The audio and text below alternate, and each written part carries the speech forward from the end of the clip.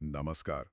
आज हम एक ऐसे विषय पर गहराई से बात करने वाले हैं जो शायद सबकी जिंदगी से जुड़ा है, पर लोग अक्सर इस पर बात करने से यूं कहिए हिचकते हैं। वो है वसीयतनामा, मतलब विल तैयार करना। हमारे पास जो जानकारी है हम उसके आधार पर इसके जो भी जरूरी पहलू हैं उन्हें समझने की कोशिश करेंगे। जी, देखिए, मकसद तो सीधा सा है कि किसी के जाने के बाद उसकी संपत्ति का बंटवारा बिना किसी लड़ाई झगड़े के हो, ठीक वैसे ही जैसे वो चाहता था। हाँ, अक्सर यही होता है कि अगर स्पष्टता ना हो तो परिवारों में काफ़ी मतलब दिक्कतें आ जाती हैं, विवाद हो जाते हैं। बिल्कुल। तो आज की इस बातचीत में हम इसी दस्तावेज के ताने बाने को समझेंगे कि इसमें क्या होता है, क्यों होता है और कौन सी बातें ध्यान में रखनी चाहिए। बिल्कुल, और ये समझना ज़रूरी है कि ये सिर्फ़ एक कानूनी दस्तावेज़ नहीं है। ये किसी व्यक्ति की, उसकी मेहनत की कमाई को लेकर उसकी अंतिम इच्छा का एक तरह से प्रतिबिंब है। ये एक तरीका है अपने प्रियजनों का भविष्य सुरक्षित करने का और जो पारिवारिक कलह हो सकती है, उसे टालने का। हाँ, तो चलिए शुरू करते हैं।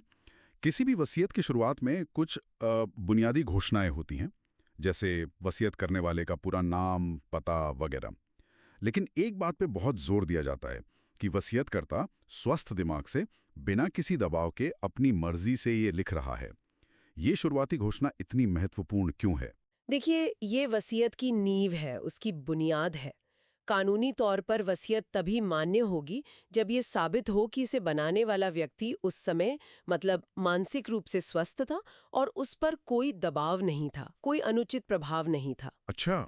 तो ये घोषणा शुरू में ही करने से बाद में अगर कोई इसकी वैधता को चुनौती देना चाहे तो वो मुश्किल हो जाता है।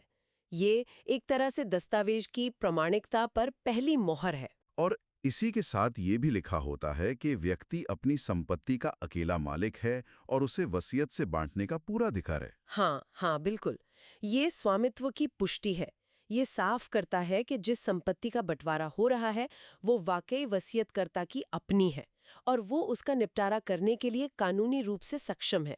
साथ ही वसीयत का जो उद्देश्य है वो भी साफ हो जाता है कि ये संपत्ति के व्यवस्थित वितरण और विवादों को रोकने के लिए है और बनाने वाला हर बात और उसके नतीजों को समझ रहा है। समझ गया।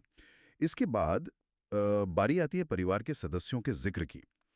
जानकारी में लिखा है कि पति पत्नी, बच्चे, पोते पोती सबके नाम लिखे जाते हैं। ये थोड़ा अजीब सा लग सकता है, खासकर अगर उनमें से किसी को कुछ दिया ही ना जा रहा हो।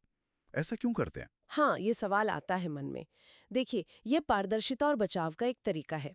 सभी संभावित जो प्राकृतिक उत्तराधिकारी हैं, उनका जिक्र करने से ये साफ हो जाता है कि वसीयतकर्ता ने किसी को नजरअंदाज नहीं किया या वो किसी को भूला नहीं है। अच्छा।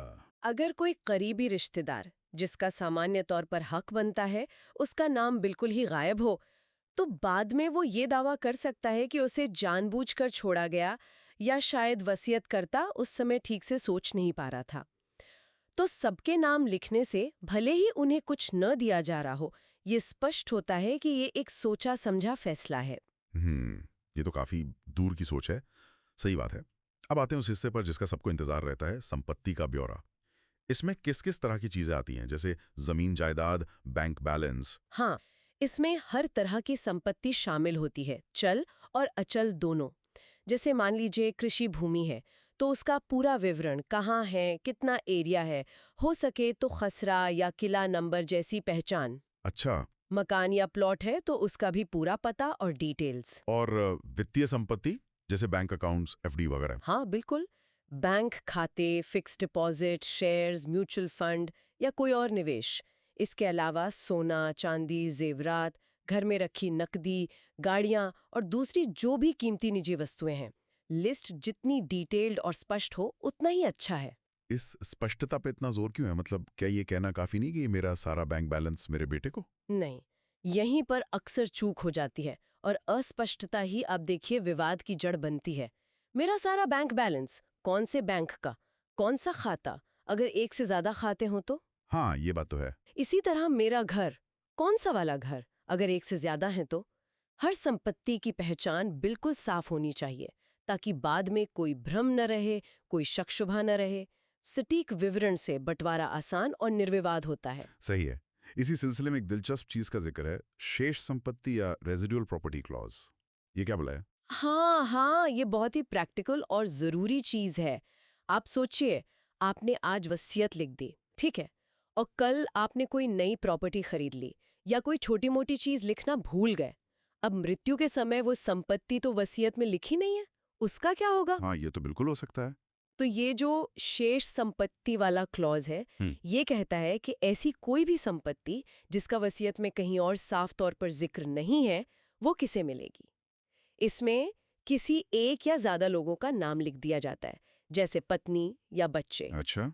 ये सुनिश्चित करता है कि आपकी कोई भी संपत्ति बिना वारिस के ना रह जाए और उसके लिए अलग से कोई कानूनी प्रक्रिया ना करनी पड़े।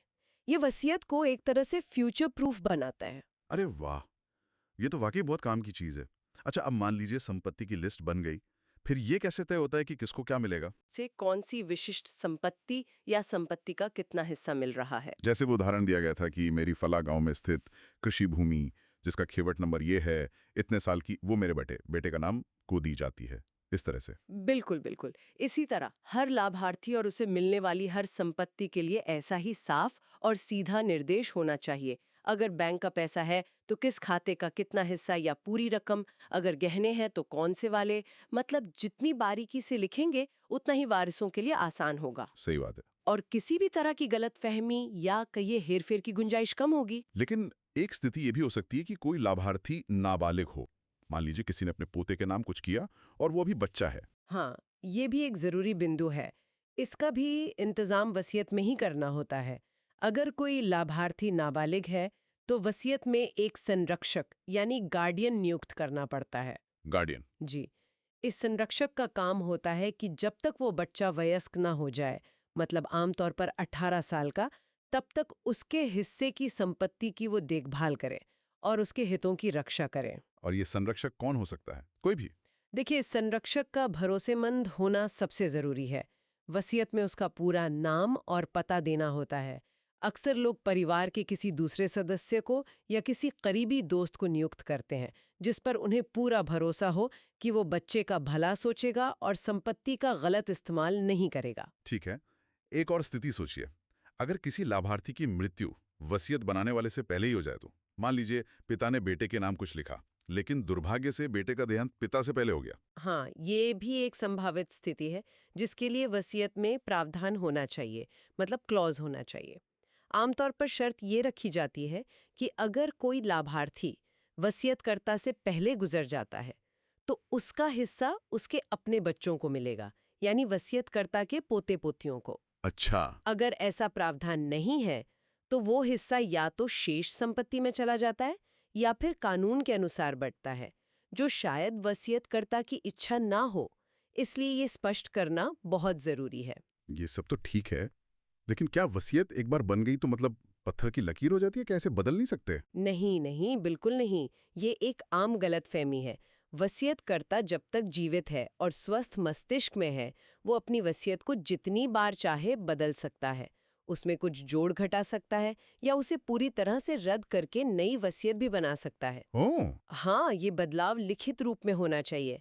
आमतौर पर एक नई ससियत बनाकर या एक कॉडिसिल नाम का दस्तावेज होता है, उसके जरिए। और संपत्ति पर अधिकार कब मिलता है? वसीयत बनते ही मिल जाता है क्या? नहीं, ये जानना बहुत जरूरी है। वसीयत केवल और केवल वसीयतकर्ता की मृत्यु के बाद ही प्रभावी होती है, लागू होती है। जब तक वसीयतकर्ता जीवित है, संपत्ति पूरी तरह उसी की है। कोई भी लाभार्थी वसीयत के आधार पर उसके जीते जी संपत्ति पर कोई दावा नहीं कर सकता। अच्छा। मृत्यु के बाद ही वसीयत में बताए गए उत्तराधिकारियों को वो अधिकार मिलते हैं जो पहले वसीयतकर्ता के पास थे। ठीक है, अब मान लेते हैं वसीयत तैयार हो गई, सारे जरूरी बिंदु लिख लिए गए। इसे अंतिम रूप कैसे दिया जाता है, जिसको शायद निष्पादन या एग्जीक्यूशन कहते हैं? जी, निष्पादन यानी एग्जीक्यूशन, ये वो प्रक्रिया है जो वसीयत को कानूनी रूप से मान्य बनाती है। इसके अंत में वसीयतकर्ता एक बार फिर घोषणा करता है कि उसने ये वसीयत पूरे होशो हवास में, बिना किसी दबाव के, समझ बूझ कर तैयार की है। फिर एक निश्चित तारीख लिखी जाती है और सबसे जरूरी हिस्सा आता है, गवाहों की उपस्थिति में हस्ताक्षर। गवाह, उनकी क्या भूमिका है? वो क्यों जरूरी है? देखिए, गवाहों की भूमिका अत्यंत महत्वपूर्ण है। कानूनन वसीयत पर कम से कम 2 गवाहों के हस्ताक्षर होने ही चाहिए, अनिवार्य है। ये गवाह सिर्फ देखने वाले नहीं होते, वो इस बात की पुष्टि करते हैं कि उन्होंने वसीयतकर्ता को अपनी आंखों के सामने वसीयत पर हस्ताक्षर करते या निशान लगाते देखा है, और ये भी कि उस समय वसीयतकर्ता सही मानसिक स्थिति में लग रहा था। जरूरत पड़ने पर उन्हें बाद में अदालत में गवाही भी देनी पड़ सकती है। बाप रे। तो ये गवाह कौन होने चाहिए? क्या कोई भी, जैसे राह चलता आदमी या परिवार का सदस्य चल जाएगा? यहीं पर सावधानी बरतनी होती है। सबसे पहली और सबसे जरूरी शर्त यह है कि गवाह लाभार्थी नहीं होने चाहिए। मतलब? मतलब जिन लोगों को वसीयत से कुछ मिल रहा है वो गवाह नहीं बन सकते। ऐसा इसलिए ताकि हितों का टकराव न हो। आदर्श रूप से गवाह ऐसे भरोसेमंद और निष्पक्ष लोग होने चाहिए जिनकी गवाही पर कोई सवाल न उठा सके। बेहतर तो यही है कि वे करीबी रिश्तेदार भी ना हो, स्वतंत्र गवाह हों। ठीक है। और हस्ताक्षर की प्रक्रिया कैसी होती है? क्या ऐसा हो सकता है कि वसीयतकर्ता पहले साइन कर दे और गवाह बाद में आकर कर दे? नहीं नहीं, ऐसा बिल्कुल नहीं। ये प्रक्रिया बहुत विशिष्ट है। वसीयतकर्ता और दोनों गवाहों को एक ही समय पर एक ही जगह पर मौजूद होना चाहिए। एक साथ? हाँ, एक साथ। वसीयतकर्ता उनके सामने हस्ताक्षर करेगा और फिर दोनों गवाह एक दूसरे की उपस्थिति में और वसीयतकर्ता की उपस्थिति में हस्ताक्षर करेंगे। इसे साइमल्टेनियस प्रेजेंस कहते हैं। और एक अच्छी प्रैक्टिस ये भी है कि वसीयत के हर पन्ने पर वसीयतकर्ता और गवाहों के हस्ताक्षर हों या कम से कम उनके इनिशियल्स हों। हर पन्ने पर? हाँ, ताकि बाद में कोई पन्ना बदलने की गुंजाइश ही ना रहे। ये तो काफी बारीकियां हैं जिनका ध्यान रखना पड़ता है। अच्छा, वसीयत बन गई, साइन हो गई, इसके बाद कुछ और कदम है जो इसे और मजबूत बनाते हैं? जैसे वो पंजीकरण की बात आती है। हाँ, कुछ और बातें हैं जो महत्वपूर्ण है। वसीयत का पंजीकरण यानी रजिस्ट्रेशन करवाना। देखिए, कानूनी रूप से अनिवार्य तो नहीं है। अच्छा। अनिवार्य नहीं है। नहीं, अनिवार्य नहीं है, लेकिन ऐसा करने की पुरजोर सलाह दी जाती है। सब रजिस्ट्रार या तहसील कार्यालय में जो पंजीकृत वसीयत होती है, उसकी प्रामाणिकता ज्यादा मानी जाती है और उसे भविष्य में चुनौती देना कहीं ज्यादा मुश्किल होता है। एक तरह से सरकारी मोहर लग जाती है उस पर। समझ गया। और अगर किसी ने पहले भी कोई वसीयत बनाई हो तो ये जरूरी है कि नई वसीयत में इस बात का साफ साफ जिक्र हो कि पुरानी सभी वसीयतें या किसी खास तारीख की वसीयत अब रद्द की जाती हैं, ताकि कोई भ्रम न रहे। एक और बहुत अहम नुक्ता है जिसे समझना जरूरी है, वो है स्वयं अर्जित संपत्ति और पैतृक संपत्ति का फर्क। हाँ। वसीयत मुख्य रूप से आपकी स्वयं अर्जित संपत्ति पर पूरी तरह लागू होती है। मतलब वो संपत्ति जो आपने खुद अपनी मेहनत से कमाई या बनाई है। जो पैतृक संपत्ति है, यानी वो संपत्ति जो आपको अपने पूर्वजों से विरासत में मिली है, उस पर उत्तराधिकार के नियम अलग हो सकते हैं। ओह, हाँ। और उसमें परिवार के अन्य सदस्यों का भी कानूनी हक हो सकता है, भले ही आपने वसीयत में कुछ और लिखा हो। इस बारे में कानूनी सलाह लेना हमेशा बेहतर रहता है। जानकारी में किसी अदालती फैसले का भी जिक्र था, क्या वो इसी से जुड़ा है? हाँ, उसमें सुप्रीम कोर्ट के एक हालिया फैसले का हवाला है, मीना प्रधान व अन्य बनाम कमला प्रधान व अन्य 21/9/2023। उसका सार यही है कि अदालतों ने भी वसीयत के पंजीकरण और शर्तों की स्पष्टता के महत्व पर जोर दिया है, ताकि बाद में कानूनी विवाद कम से कम हो। ये बस एक इशारा है कि इन पहलुओं पर ध्यान देना चाहिए। इसे सीधी कानूनी सलाह ना समझें। और क्या वसीयत एक बार बना के बस अलमारी में बंद कर देनी चाहिए या उसे देखना भी चाहिए दोबारा? नहीं नहीं, बिल्कुल नहीं। ये कोई बनाओ और भूल जाओ वाला दस्तावेज नहीं है। जीवन बदलता है, परिस्थितियां बदलती हैं। इसलिए सलाह यही दी जाती है कि हर कुछ सालों में अपनी वसीयत की समीक्षा करें, उसे रिव्यू करें। हर कुछ साल में? हाँ, और खास तौर पे जीवन की बड़ी घटनाओं के बाद, जैसे शादी, तलाक, दोबारा शादी, किसी बच्चे का जन्म, किसी लाभार्थी या गवाह की मृत्यु हो जाना, या कोई बड़ी संपत्ति खरीदना या बेचना। समीक्षा से आप ये सुनिश्चित कर सकते हैं कि वसीयत हमेशा आपकी मौजूदा इच्छाओं और हालात के मुताबिक रहे। अपडेटेड रहे। तो कुल मिलाकर हमने वसीयतनामा के कई अहम पड़ावों को समझा।